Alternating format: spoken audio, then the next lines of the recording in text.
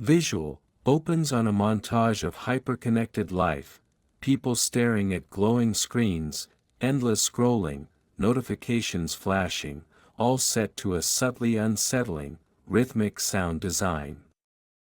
The screen. It is the dominant architectural feature of the 21st century. It is the lens through which we now view the world, our loved ones, and ourselves. We carry it everywhere. We wake to it, and it is the last thing we see before sleep. This device, once a tool, has become something far more profound, something more insidious. We have entered an age of constant cognitive capture. The digital world is no longer a separate space we visit, it is the fabric of our daily reality. But this fabric is not woven by chance. It is engineered with ruthless precision. Every swipe, every click, every moment of sustained attention is a victory for an unseen, algorithmic force. We are told this is connection. We are promised convenience. Yet, beneath the surface of endless information and immediate gratification, a deeper toll is being taken.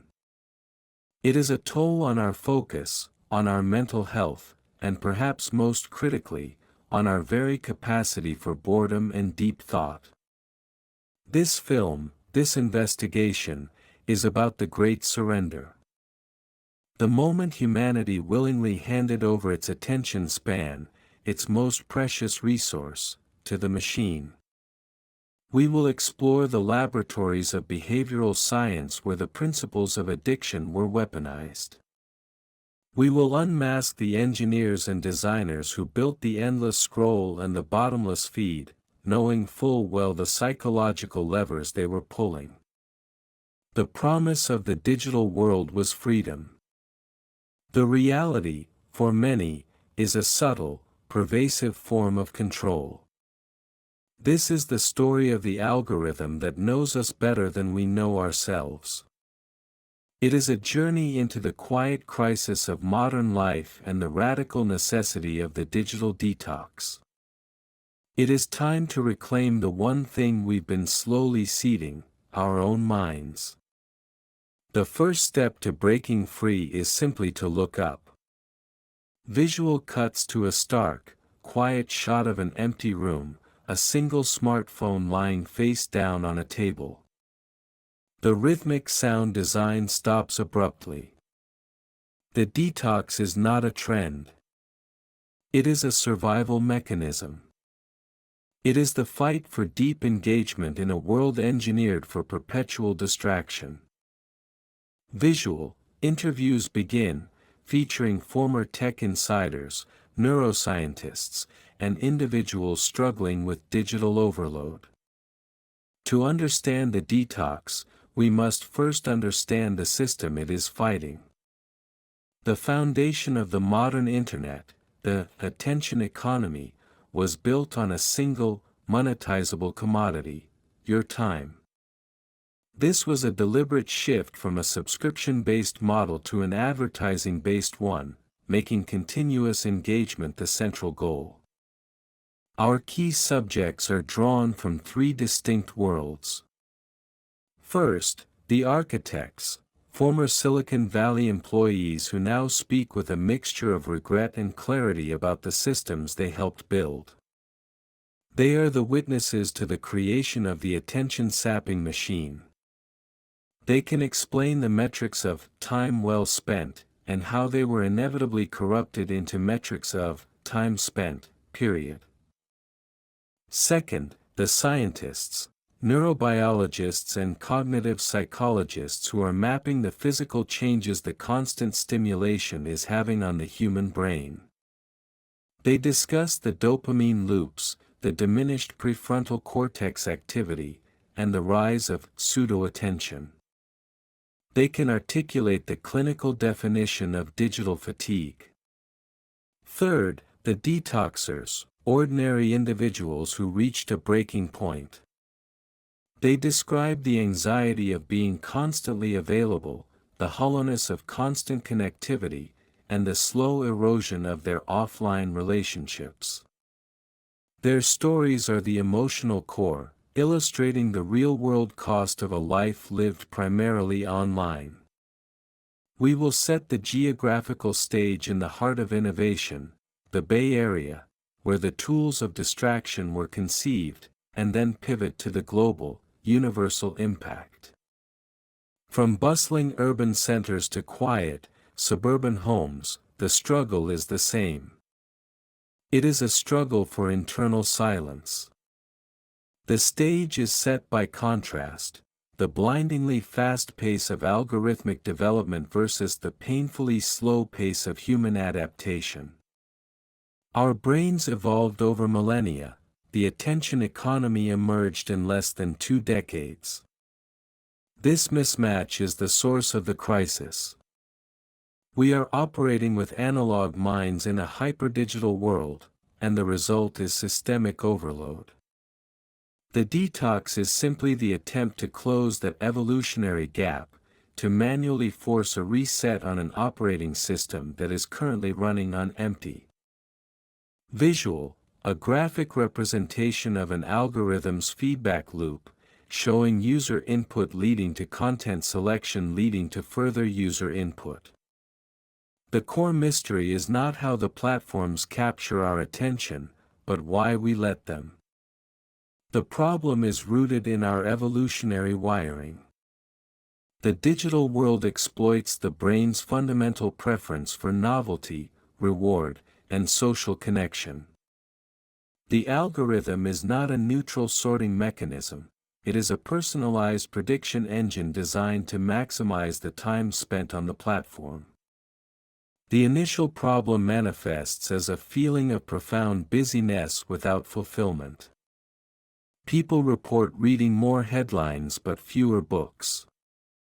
They engage in more digital socializing but feel less genuine connection.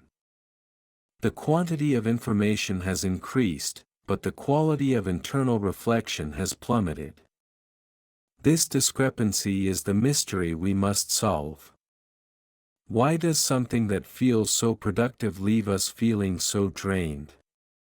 The digital experience is structured around intermittent variable rewards. This is the same mechanism that powers slot machines. The unpredictable reward, a like, a message, a new piece of content, triggers a powerful dopamine release.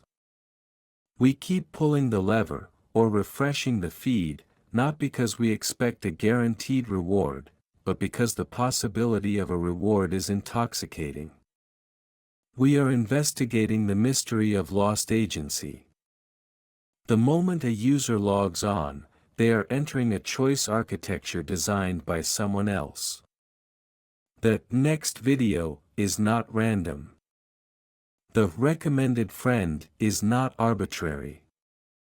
Every suggestion is a calculated nudge, a gentle but firm push down a profitable path.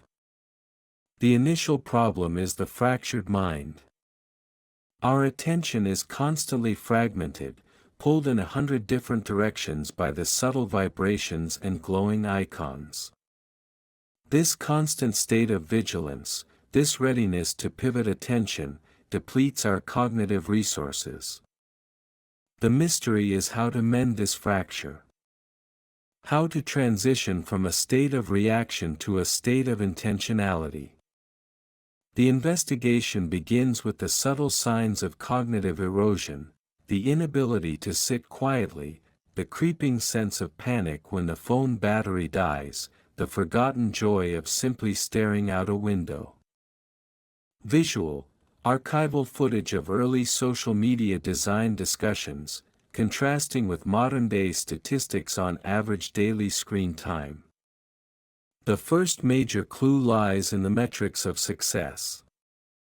The crucial discovery was that the core business objective, maximizing ad revenue, required the continuous capture of human attention. This was codified by key performance indicators, KPIs, like session length, daily active users, and return rate. These metrics became the North Star for product development. The discovery was that the platforms were not designed to be useful in a holistic sense, they were designed to be sticky. Features like autoplay, infinite scroll, and read receipts were not accidental innovations. They were direct responses to the mandate to increase time spent. They eliminated stopping points, the natural breaks in a user experience that allow for reflection and exit. A former lead designer discusses the moment they realized the power of the like button. It wasn't just a simple feature, it was a potent psychological trigger, a form of public social validation that released a measurable hit of oxytocin and dopamine. This small clue revealed the blueprint: leverage fundamental human needs, belonging, status, identity, to drive engagement. Another critical clue was the realization of asymmetric warfare. The average user, armed with willpower and good intentions, is fighting against a team of thousands of the world's highest-paid engineers, armed with vast data sets and sophisticated machine learning models. It is a fundamentally unfair fight. This realization is the crucial discovery that underpins the detox movement, that individual willpower alone is insufficient. The discovery shifts the focus from individual failure, "Why can't I stop scrolling?" to systemic design, "The system is designed to prevent me from stopping." This reframing is essential for the detoxer. It removes the moral judgment and provides a powerful, actionable insight: the solution is not self-help, it is structural change in one's digital environment. The detox begins by acknowledging the formidable nature of the opponent. Visual, animated timeline showing the evolution from bulletin boards and static websites to personalized, algorithmic feeds. The origin of the attention crisis can be traced back to the moment the Internet shifted from a library of static pages to a personalized stream of real-time data. The context is the rise of big data and machine learning, which provided the engine for personalization. In the early days of the web, users pulled information. They typed in a URL and requested a page. The control lay with the user. The context changed dramatically when platforms began to push content, curating a feed based on past behavior. This was the birth of the algorithm as gatekeeper. We delve into the behavioral economics of the early 2000s, where thinkers realized that the most valuable real estate in the world was not in Manhattan, but inside the user's mind. The contest was for the fraction of a second of attention. The context is also one of technological optimism. Many of the initial engineers believed they were connecting the world and promoting democracy. They did not initially foresee the psychological side effects of their products. The road to digital addiction was paved with good intentions and brilliant engineering. The crucial design decision, the pivot point, was the prioritization of relevance over chronology. By showing users what the algorithm thought they wanted to see, not simply what was new, the loop tightened. The algorithm became an echo chamber, confirming biases and deepening rabbit holes. The user was kept in a state of comfortable, personalized predictability, making the act of stepping away feel like a loss of identity or a disconnection from their world. This deep dive reveals that the detox is a return to an older context, a state of mind where information acquisition required intentional effort, where silence was a default, and where human connections were negotiated face-to-face, not mediated by a predictive model. The origin story is one of a technological promise that subtly turned into a psychological cage. Visual, split screen showing a person meticulously organizing a digital-free space versus a frenetic stock market floor. There are conflicting theories regarding the ultimate impact of digital immersion. The first, the utopian theory, argues that the brain is plastic and is merely adapting to a new, faster environment. Proponents suggest that the rise in multitasking and rapid information processing is a sign of evolution, not degradation. They see the detox as Luddism, a fear of progress. The second, the dystopian theory, which the digital detox movement is built upon, argues that the adaptation is maladaptive. They point to escalating stakes, the global rise in anxiety and depression among youth, linked temporally to the widespread adoption of smartphones and social media. They cite the decline in creative thinking, the erosion of deep reading comprehension, and the political polarization fueled by algorithmic extremism. The stakes are personal and societal. On a personal level, the stake is cognitive freedom, the ability to choose one's focus, to cultivate an inner life, and to think critically without constant interruption. On a societal level, the stake is functional democracy. If citizens are fed polarized, personalized realities, and lack the sustained attention required to engage with complex problems, the foundation of public discourse crumbles. The conflict of theories also extends to the solution. Is the answer better regulation and ethical design, Theory 1, or a complete, voluntary withdrawal, Theory 2? The detoxers believe that waiting for the corporations to fix the problem is futile, as their business model depends on the problem existing. Their theory is one of radical self-preservation. The escalating stakes are most visible in the lives of children. The digital saturation of youth is a grand, uncontrolled experiment. The stakes for the next generation are profound, a life where their baseline psychological state is one of low-grade anxiety, driven by the fear of missing out and the pressure of constant performance. The detox is an urgent intervention, a way of drawing a line in the digital sand before the psychological damage becomes irreversible. Visual, a dramatic, slow-motion shot of a person deleting a social media app or physically powering down their devices.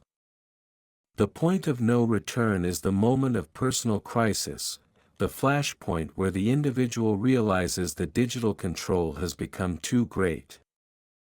For some, it is the realization that their first, involuntary action upon waking is to check their phone. For others, it is the failure to remember the simplest detail from a conversation because they were distracted by a notification.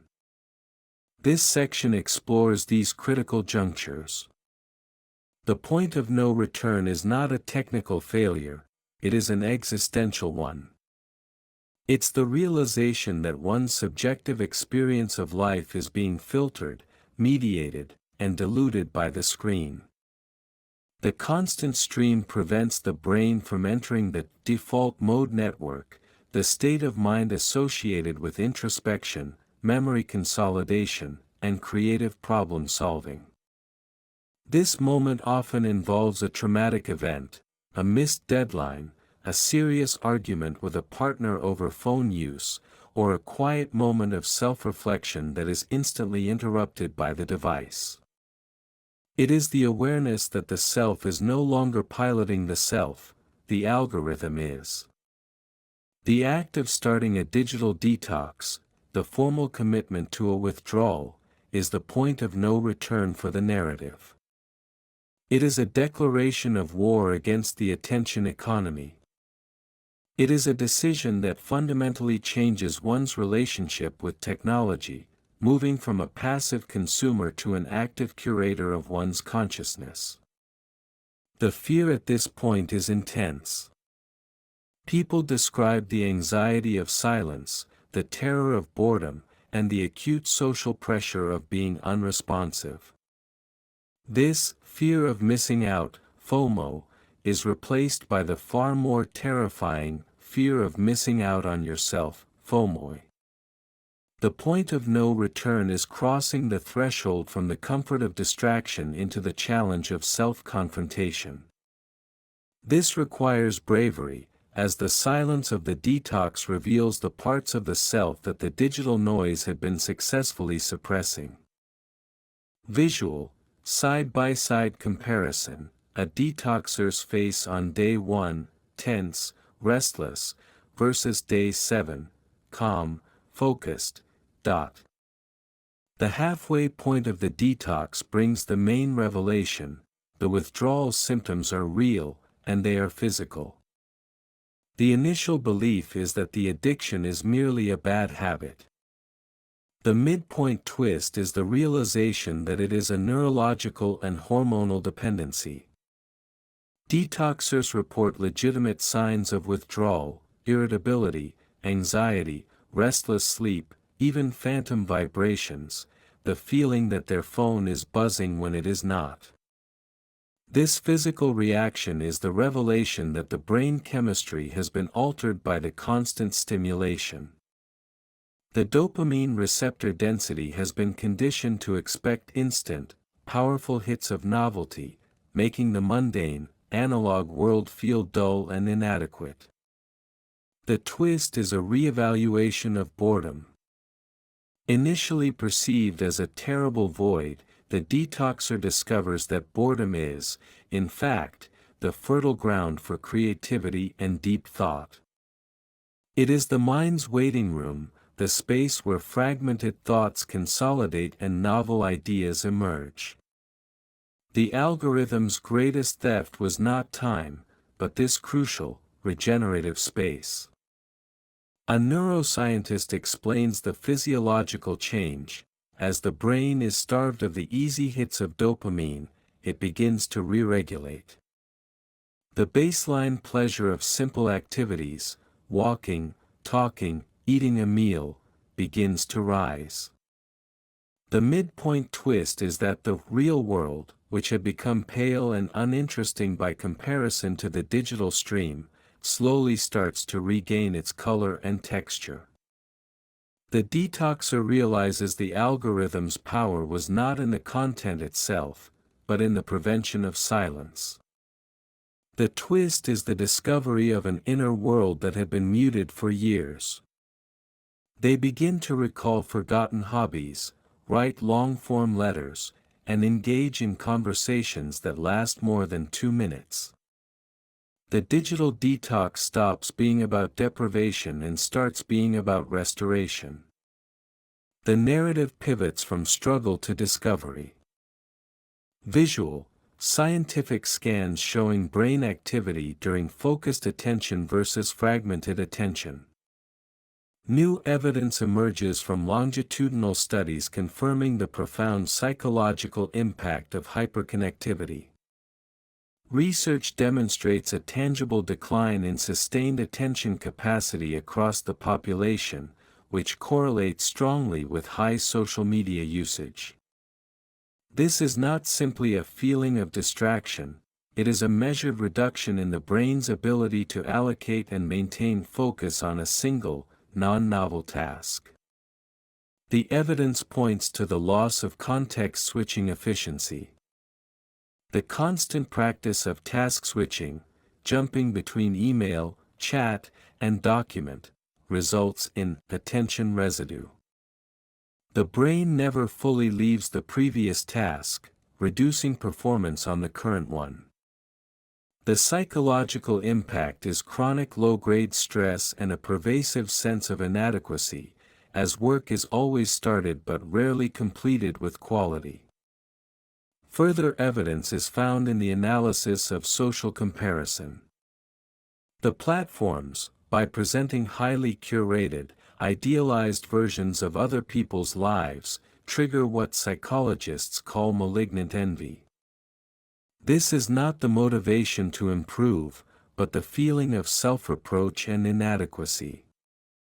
The psychological impact is a constant, damaging cycle of comparison that fuels poor self-esteem and deepens feelings of isolation, ironically, in a space designed for connection. The detox provides crucial counter-evidence. After periods of digital withdrawal, subjects show measurable improvements in emotional regulation, reduced rumination, and increased empathy. The silence of the detox allows the brain's mirror neurons, responsible for social cognition, to re-engage with real-world social cues, instead of interpreting flattened, digital representations. This section provides the scientific weight behind the anecdotal success stories. The new evidence confirms that digital overload is not a moral failing but a neurological injury, and that the detox is a form of intensive cognitive physical therapy. The psychological impact is clear: constant distraction hollows out the inner life, intentional disconnection rebuilds it. The findings legitimize the struggle and provide a map for recovery. Visual, corporate lobbies and slickly produced, wellness advertisements from major tech companies.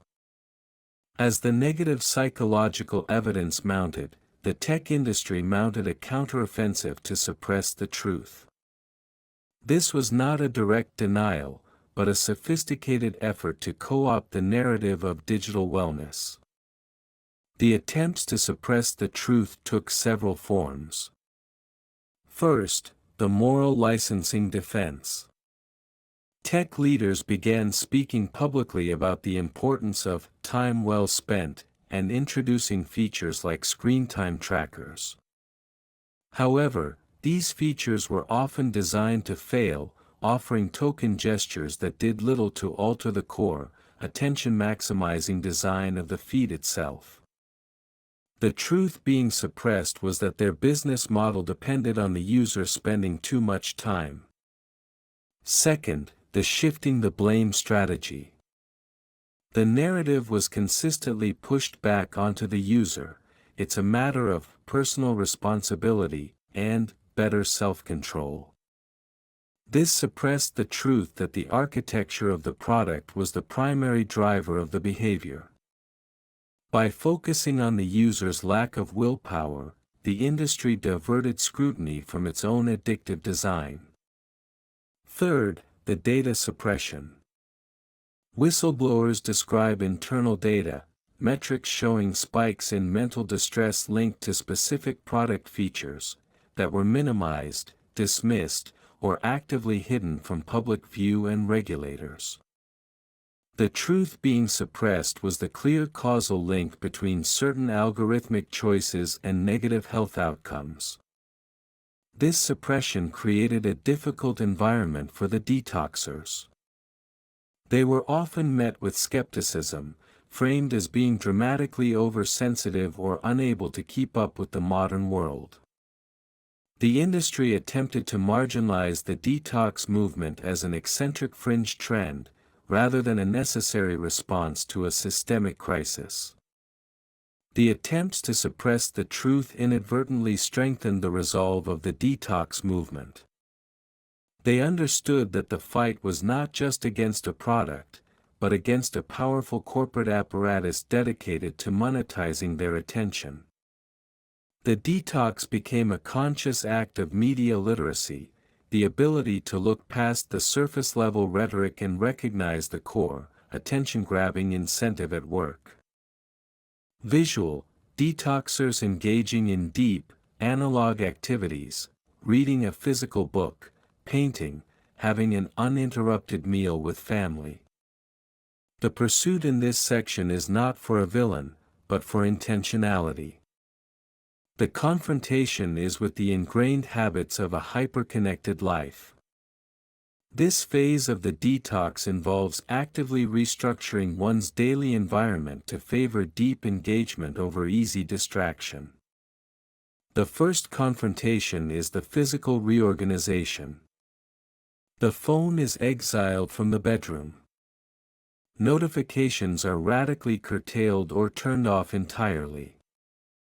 The detoxer pursues physical objects and fixed points, a physical watch, a paper map, a notebook. These small acts of analog intentionality are direct confrontations with the immediacy and fluidity of the digital space. The second confrontation is the time block challenge. The detoxer must learn to sit with discomfort. They set aside dedicated blocks of time for deep, focused work, confronting the impulse to check, to pivot, to distract. This is where the brain, used to constant novelty, rebels. The detoxer confronts the anxiety of not knowing what is happening out there. The pursuit of true connection is a major theme. Detoxers confront their online relationships by investing heavily in their offline ones. They prioritize face-to-face interaction and long-form phone calls over fragmented text threads. The pursuit is for the depth of human presence, a quality that is inevitably lost when a third, silent partner, the phone, is always present at the table. This phase is characterized by setbacks. The algorithm is patient and powerful. The allure of the feed is a constant temptation. The confrontation is ongoing, a daily battle for the control of one's own mind. But the long-term benefit is the emergence of a more robust, resilient self. The pursuit leads to a profound insight: we are not addicted to the content, but to the interruption. The victory is achieved when the detoxer no longer feels the need to interrupt their own life. Visual, a comprehensive infographic showing the connection between design features, neurological response, and corporate profit. The final pieces of the puzzle link the design, the neuroscience, and the financial imperative into one coherent picture. The detoxer, having experienced the withdrawal and the subsequent liberation, now understands the system not just intellectually, but intuitively. The realization is that the system operates on a principle of externalized cost.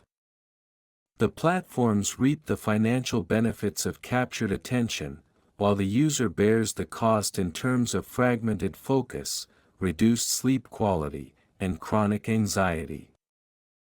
The algorithm is a profit maximizer that offloads its negative externalities onto the user's mental health. The final piece of evidence is the mechanism of negative feedback. The algorithm, by constantly prioritizing sensational, polarizing, or emotionally triggering content, because it drives higher engagement, inevitably creates a more agitated and divided user base. This agitation, in turn, drives more platform use. People seek connection and comfort to manage the distress the platform itself has caused. The loop is perfectly closed. The product creates the problem it purports to solve. The final insight is that a digital detox is not about abandoning technology, it is about mastering it. It's not a retreat into the past, but an advancement into a healthier future. The detoxer understands the phone is a potent tool, but one that must be handled with extreme care and intentional boundaries. The pieces fall into place when the individual reclaims their attentional sovereignty. They realize the power is not in the phone, but in the decision to put it down. This shift in perspective transforms the detox from a painful act of abstinence into a powerful act of self-empowerment. The knowledge is the antidote to the addiction. Understanding the mechanism is the first step to breaking free from it. Visual, a former tech insider staring directly into the camera, delivering a final, powerful statement. The primary conclusion is stark and uncompromising: the algorithm is not neutral, it is a tool of behavioral modification. Its success is measured by the degree to which it can predict and dictate your next action, keeping you within its lucrative confines. The truth revealed is that this is not a product problem, it is a design philosophy problem rooted in the fundamental misalignment of corporate profit and human well-being. The truth is that the detox is not a luxury, it is a necessary act of counter-programming. It is the only reliable way for an individual to recalibrate their neurochemistry and reclaim their cognitive independence from systems designed to profit from its capture. Willpower is the wrong weapon, systemic boundaries are the solution. The digital detox is the active practice of cultivating deep work and deep rest. Deep work is the sustained, uninterrupted attention on a single, cognitively demanding task. Deep rest is the intentional absence of all stimulation, allowing the default mode network to thrive. The truth is that the algorithm seeks to destroy both. The ultimate revelation is the simple, profound power of choice. The system is built on the automation of choice, you are served the next thing. The detox is the reintroduction of conscious friction. It forces the user to actively choose their next action, their next thought, their next experience. This return to intentionality is the core victory. The truth is that we have become conditioned to fear silence and emptiness. The algorithm has filled every available moment with noise. The digital detox reveals that silence is not a void, it is the canvas of the inner life. By removing the constant digital input, we discover the rich, complex, and rewarding output of our own unmediated minds. The true self was not lost, it was merely covered by a layer of constant digital static. Visual images of digital detox retreats, new legislation being debated, and schools implementing phone-free policies. The aftermath of the digital revolution is a global movement for cognitive hygiene. The legacy of the early detoxers is the establishment of new social norms and institutional boundaries. The movement has shifted from individual acts of resistance to broader systemic change. Modern ties include institutional adoption. Schools, workplaces, and even restaurants are now implementing phone-free policies, recognizing the environmental impact of constant distraction. Regulatory scrutiny. Governments worldwide are looking at addictive design features and contemplating legislation that would force platforms to prioritize user well-being over engagement maximization. This includes laws around data transparency and the protection of minors online.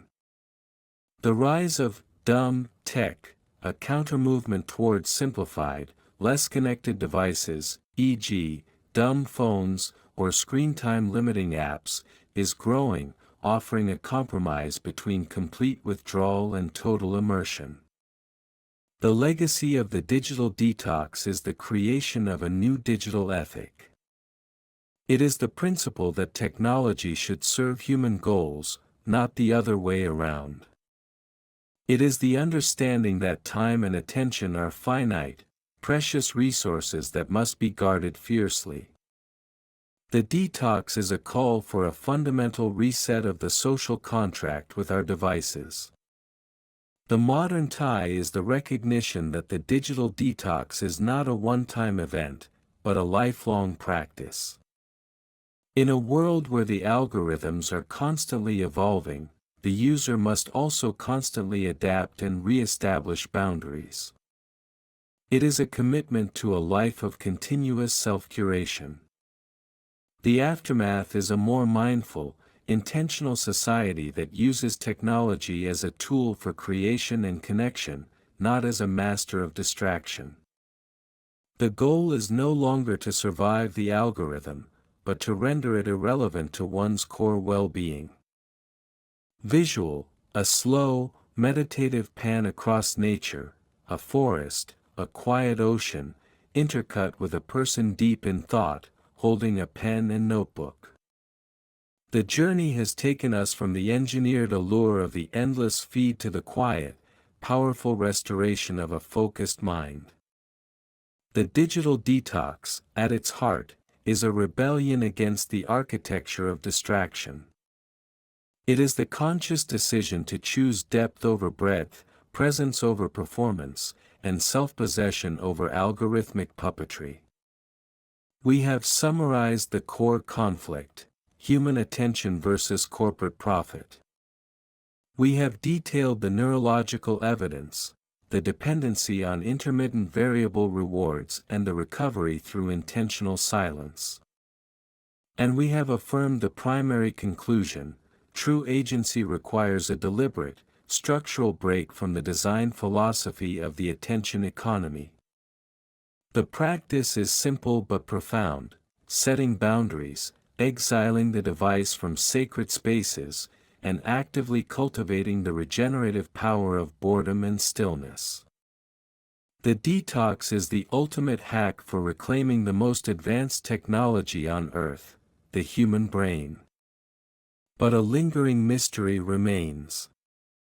Even as individuals detox, and as laws change, the technological potential for distraction continues to accelerate. The final, enduring mystery is: can a society built on the free, monetized capture of attention ever truly regulate itself for the collective good?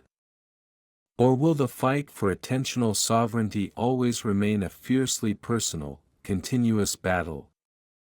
The answer, perhaps, lies not in the next piece of software or the next law, but in the millions of small, daily acts of defiance. Every time a person leaves their phone behind, every moment they choose a book over a feed, every conversation they have without a screen present, that is a vote for cognitive freedom. The digital detox is not the end of the story. It is the beginning of a conscious, deliberate life. The screen can wait. Life cannot. The decision is always ours. Final shot: the single smartphone, face down on the table from section 1. After a moment, a hand slowly and deliberately picks it up, but instead of turning it over, places it gently into a drawer, closing it with a quiet, decisive click.